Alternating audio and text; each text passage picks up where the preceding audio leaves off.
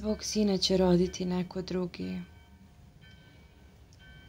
Moraš biti svjestan slučajnosti svog dolaska i shvati da ne mora još neko doći iz tebe. Ne mora. Ne mora. I možda baš sada nije trenutak, nije vrijeme, jer tvoj sin nije igračka. Tvog sina će roditi neko drugi. Za 250, za 800 godina dvoje mladih ljudi će čitati ovu nepotpisanu pjesmu i odlučit će da je tvome sinu vrijeme. I bit će ti zahvalan tvoj sin, jer si izdešao među hiljadama koji nisu. Bit će srećan što si ga pustio da sačeka na sigurnom.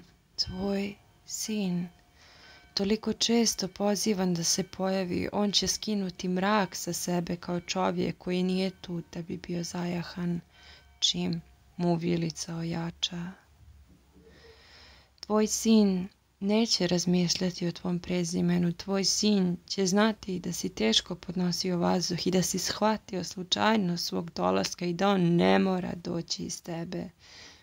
I da je tvoj sin u stvari ovim stihovima začet i rodit će se tek kad cijeli svijet bude vodio ljubav.